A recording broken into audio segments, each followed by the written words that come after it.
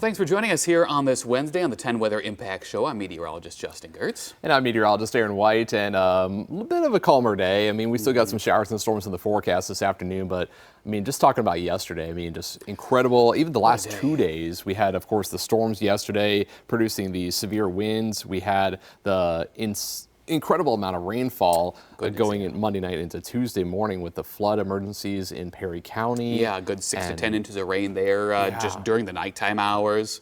Yeah, a couple of months worth of rain in a short amount of time, really. Yeah, and now we're seeing, you know, this whole area, these showers and storms focused. They were focused to the east as we went through Monday night, producing the flooding. Then we got the storms yesterday morning. We got another round in the afternoon. And now a lot of the activity is focused to our west. So thankfully a little bit further west, but they're still dealing with flooding in parts of Indiana and southwestern Ohio, northern Kentucky. But we've been looking back at the storms and how they played out yesterday. And what's really interesting is looking at the analysis on radar here of how things started to develop during the morning with that first tornado warning. Yeah, so, and you know, there's the question been going around, how come the sirens weren't sounding? And I mean, the short, unsatisfying answer is there wasn't a tornado warning in Franklin County. The longer answer is a bit more nuanced and complicated. So we're going to step you through some things here. And this initial tornado warning had some very obvious rotation on it, where we have the greens and the reds near each other. That's where we have air moving toward and away from the radar site in Wilmington, and that was what prompted that first tornado warning west of Columbus. Now, one other thing I want to highlight here is, first of all, the clear rotation here, but a lot of people, when they probably think of a tornado, they're thinking, you know, what they see, the pictures or video where it's a very clear cone-shaped thing coming out of the cloud. It's super obvious. Those are typically what come out of what we call a supercell thunderstorm, a storm that's by itself, has very broad and deep rotation within the thunderstorm. If we had any tornadoes yesterday, and really this is the case for any of these lines of storms where you get these little spin-ups, they're much more shallow, they're not broad rotation, they're much, much smaller in nature to pick out as far as that rotation goes. So as a result, they're just harder to warn for in advance. But again, there was that initial tornado warning. Let's go forward a little bit in time, as we did have, again, some potential tornadic activity in Columbus. National Weather Service has not had a chance to even really come up with survey plans to share with us yet, just because they've been tied up with all sorts of active weather in Indiana so far today. They want to get out and survey, they intend to get out and survey, they will get out and survey, but they just have to have time to be able to do that, and so far they haven't had a chance to do it.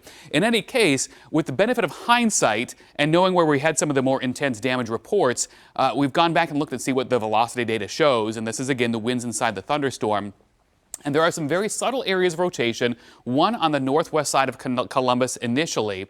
Then there was another one near the Clintonville area a little bit later on. And again, it's extremely subtle. If I was sitting at the radar desk, I would not be looking at this and thinking, oh yeah, definitely do a tornado warning on this. Another challenge with yesterday was that the radar beam from Wilmington is over 4,000 feet above the ground. I mentioned that, again, these spin-up tornadoes along squall lines, they tend to be shallow. So you're not going to see deep rotation well to the, you know, high up in the thunderstorm. It's going to be much lower near the ground. And at 4,500 feet, you're going to have a lot of trouble seeing anything. One of the other challenges with yesterday, too, is we do have an airport radar maintained by the FAA east of Columbus that's associated with the airport, but that actually happens to be down right now. Otherwise, we'd be able to see things that were 300-400 feet above the ground. Would have been a much clearer situation for us. Then we're going to step forward a little bit later in time, and you see this other area that we've circled where there appears to be perhaps a little bit of rotation showing up on the south side of Columbus. That's kind of in that Berliner Park area and off toward the east. That is also associated with some of that higher damage. So again, this is one of those situations that the Weather Service will go through, looking at all the radar data, the information they've gotten as far as pictures and video, talking with the emergency management officials and other partners, and they'll go through and determine what exactly happened in various places. At the very least, we know there was widespread straight-line wind damage. The question is, what within that, embedded within that, may have been tornado damage. So again, survey crews will eventually be able to take care of that, but National Weather Service has just been far too swamped with ongoing active weather to be able to take a look at that just yet. That said, based on our expertise, I was talking with meteorologist Aaron White a little bit ago, and wouldn't be surprised if there's at least a couple of short-lived tornado tracks that end up being determined. But again, we'll wait for the official word to see what exactly ended up happening. As far as how things are right now, live radar shows most of the area is still pretty quiet. We've had some little thunderstorms try to work in here, but the air is just really stable right now. We don't have that energy for storms, which is certainly a nice thing. I think, though, as we go deeper into the afternoon, we will see some rain and storm activity work in here. Here's a loop over the past hour as we do see some of that rain activity just off to our west. But look at this band of thunderstorms that's rolling into Indiana. You notice it has been weakening, at least in parts of it, as it runs into that more stable air. Southern end of it, that's more diving off toward the south. So the strongest part of that line will avoid us completely. That said, there are some areas of rain and a few thunderstorms embedded within that should make it into the Columbus area this afternoon, probably 4, 5, 6 o'clock. I think it's going to be not unlike what we had with that later round yesterday, where we had some rain, some thunder and lightning, a little bit of gusty wind, but nothing too significant. Of course, we don't really need any additional rain, and any lightning is going to slow down all those cleanup efforts. Did want to show you, though, the 24-hour rainfall really centered across eastern Indiana. Flash flood emergencies out that direction. They've had 6, 8, 10 inches of rain out that way last night into so far today. So thankfully, we have avoided that high rainfall activity. That said, there are still flood watches and warnings in place. The flood warnings in our eastern counties, those are for basically the rivers that are still running high. Otherwise, the deeper green, that's where we have that flood watch in place. Any of the rain that does come up later on today could cause some localized minor flooding issues, typically in those nuisance spots, the way things are looking at this point. I mentioned that stable air. Temperatures have been slow to rise today because of the extensive cloud cover. We still have readings in the low to mid 70s in most spots. As a result, as those storms tried to work into central Ohio, they just kept falling apart because they didn't have that storm energy to work with. That said, we do have that 10 weather impact alert in place for this afternoon for some scattered areas of rain and a few thunderstorms. Normally, what we have coming up today would not rise to the occasion of an impact alert, but because of the context of yesterday when we have all the folks still trying to do some cleanup, any amount of lightning or downpours or anything like that is going to slow things down. And that's why I want to at least highlight to folks that, hey, you may have to pause things for a little bit once again coming up later on this afternoon. Probably, like I said, that 4, 5, 6 o'clock time frame. Could be a few pockets of gusty winds, but it looks like it would be maybe 30 miles an hour or so, again, as it looks right now. As far as the excessive rainfall, I mentioned the flood watch. There could be some localized downpours, but it does appear, again, much of the issue is still going to be off to our west going into the remainder of the afternoon and evening hours. The Storm Prediction Center outlook for severe weather for today also shows the main risk area off to our west with the gusty winds. Much lower chances as you get closer to central Ohio just because our air is fairly stable and not very conducive to get strong thunderstorm activity. We have had some thinning of the clouds periodically today. However, it hasn't really done much as far as boosting our temperatures, as you saw there on the map. Again, mid-70s across most of the area at this point. Let's walk you through that hour by hour. As again, we have that stronger line of storms out in Indiana. The northern extent of it and the eastern part of it comes through here later this afternoon during the evening drive as well. Could produce some localized downpours as it does so. But again, you'll notice the brighter reds stay off to our south and west. Here locally, more of a rain event with some embedded lightning and some of those areas of perhaps brief gusty winds. Later this evening, it moves out of here, will dry out for the overnight hours. Wouldn't be surprised, though, because there's a ton of moisture around. If we manage to clear off at all, may have some patches of fog redevelop for the morning drive on your Thursday. You'll notice, though, there's no rain on the map, so it looks like a quiet start to your Thursday, aside from areas of fog. May see some scattered showers and thunderstorms redevelop later tomorrow afternoon and evening, but coverage on that looks pretty limited as well. Something you've noticed the past several days, and it's helped fuel the areas of heavy rain, the fact that it's so darn humid out there and that mugginess stays way high. Dew points remain in the 70s straight through the weekend and early next week before probably beginning to fall off toward the middle of next week. All right, again, we have that 10 weather impact alert for today, mostly because of just it's going to be affecting some of the cleanup efforts. Otherwise, for tomorrow, a spotty shower or storm is a possibility, mainly in the afternoon and evening with highs around 83. Could be a couple of showers yet Friday and Saturday, but the odds are looking pretty low at this point.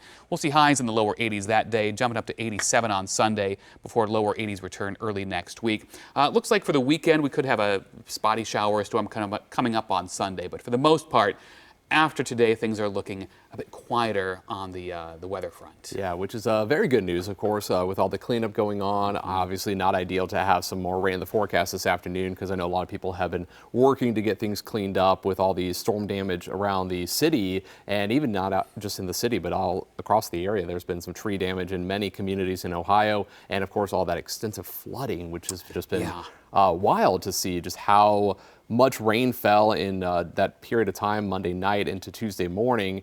And all that rain had to go somewhere, and now it's leading to the river levels rising. So you get that flash flooding concern from so much heavy rainfall. It goes into the rivers, and then you get the rivers rising, and more flooding concerns still happening. Yeah, and it looks like the Muskingum River is the main drainage for some of the areas that had that flash flooding the other night.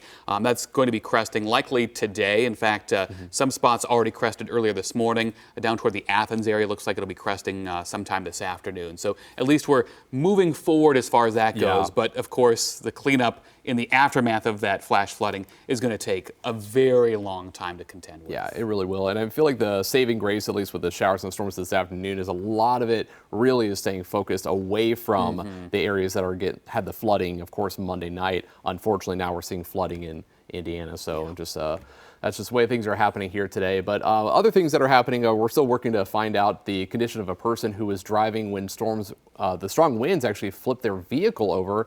This video, we've shown this again yesterday, that area, that car circled there in red. Watch as the wind just picks that car up and just flips it over. This was on I-71. Of course, it's been making the rounds since ODOT released it yesterday. And you can see that car again flipping with the strong winds, as we just had a big gust of wind flipping that car entirely over, and then everyone, of course, slamming on their brakes and stopping just as that strong wind gust and potential, or of course we can't say it was a tornado, but potential that the National Weather Service is going to be looking at this video, looking at damage in the area to determine whether it was straight line wind or a possible tornado. Yeah, absolutely. And same neighborhoods are still picking up the pieces today, literally brick by brick. That's the case in the Old Town East neighborhood. Take a look. Those winds were so powerful, entire buildings were crushed, and those brick roofs blown off the apartment complexes, fell on top of vehicles, even causing even more damage in those areas. Cleanup is what it is, man. It's terrible. Ain't nobody get hurt, thank God. What worries me is that some of these are senior citizens. You know, they can't get out. Yeah, neighbors are coming out to help with those cleanup efforts, and people living in that area say they've lived there for decades, have never seen any storm like this one. Yeah, I don't think a lot of people have seen storms like this in a long time for sure. And we also want to talk about some food safety tips for you if you have lost power. Keep your refrigerator door closed as much as possible, of course. The more you open it, the more you're letting some of that cold air out. A refrigerator will keep food cold for about 4 hours if it is unopened. And a full freezer will keep the temperature for about 48 hours or around 2 days. And you can try putting a block or dry or regular ice in your refrigerator to keep it as cold as possible.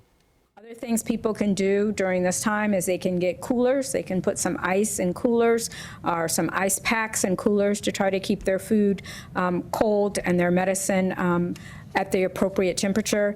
If you notice when you take your medicine, if it tastes differently, if it's starting to look different, you should contact your healthcare provider immediately to see if you can get new medication to replace that medication that needs to be kept refrigerated. And I'm sure a lot of people have generators, of course, and if you have one to power your home, make sure you are using it safely. First and foremost, avoid overloading the generator. Also make sure it is outside your home and stays dry under a cover or tarp. Do not keep it in your garage to prevent carbon monoxide poisoning. Keep it away from windows and vents. And the Ohio Emergency Management Agency says you should also unplug appliances and electronics that were running when the power came back on. You can experience any surges. If you experience any surges while crews work to restore power, it can damage some of those appliances. And throughout the afternoon and until power comes back, use caution when you're heading out for your daily drive. You might come across some traffic signals that don't have power. The Department of Public Service in Columbus says storms damaged several across the city. So we have over 1,100 signals in the city of Columbus, and we've lost communication to around half of our cameras and half of our signals. So remember, any stoplights without power or that are blinking red, you must treat them as a four-way stop. Follow the flow of traffic and remember to yield to pedestrians and bicyclists.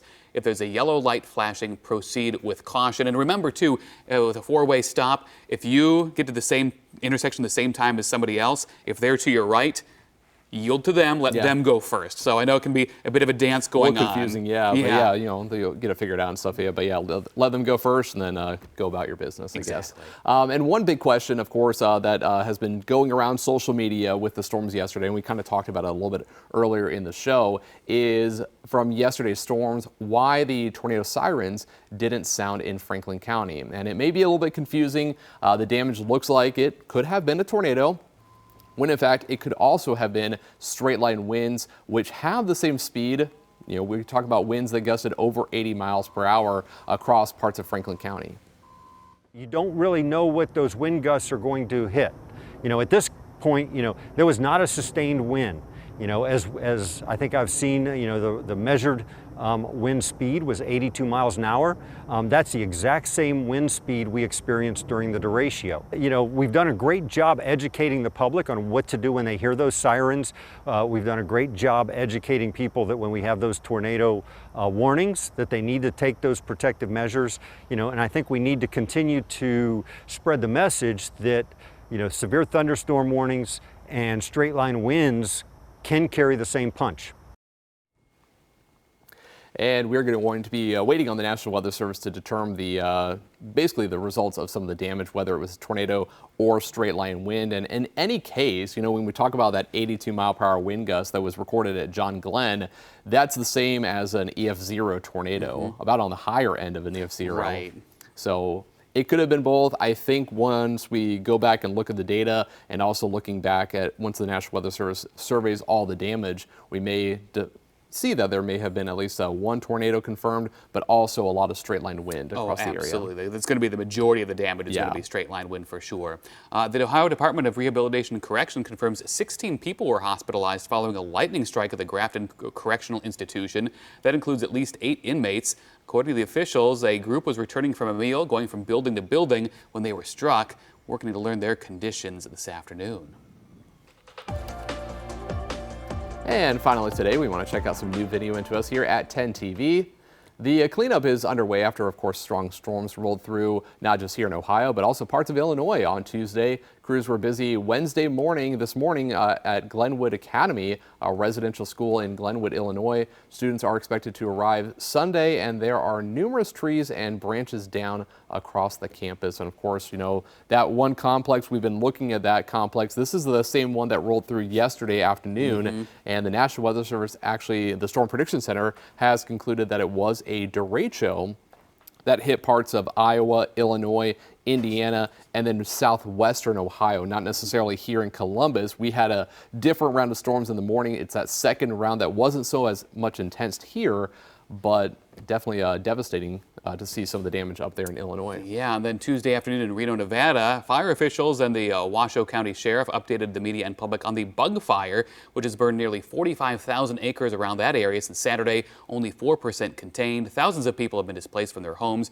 You can see them working on trying to douse those flames from aloft. A state of emergency was declared by the Nevada governor. Pretty remarkable to see them flying over there trying to do what they can to put out those flames just the other day. Yeah, and of course, you know, the fires are a big story out across the West. We have a lot of flooding and the storm damage here in Ohio, parts of Indiana, even up into Illinois and even Iowa. And it covers a large area. So, of course, that's going to be something we'll be following here as we go through the rest of the day. As you mentioned with the radar here and the storms that we're tracking moving in from the west, a lot of this is going to be just kind of general rain, some heavy downpours, a few rumbles of thunder moving into the Columbus metro. But I feel like the bulk of the storm activity and the heaviest of the rain likely going to stay down from Indianapolis down towards the Cincinnati area here this afternoon and evening. Yeah, certainly looks that way. You can see kind of this that bow shape. That's moving more to the south and east. So thankfully for us, looks like we're going to be avoiding the worst of that. But yeah, certainly some wet weather coming up for later this afternoon, early evening. And if you are somebody who's going to be out doing some of that continued cleanup or know somebody who is, just let them know, hey, keep an eye on things, hear thunder, get inside, let things pass before you continue on. Yeah, and we'll be watching the radar, of course, as we go through the rest of this afternoon. That's going to do it for us here today on the 10 Weather Impact Show. Chief Meteorologist Chris Tomer will have more on the rain and our full 7-day forecast coming up on later on this afternoon.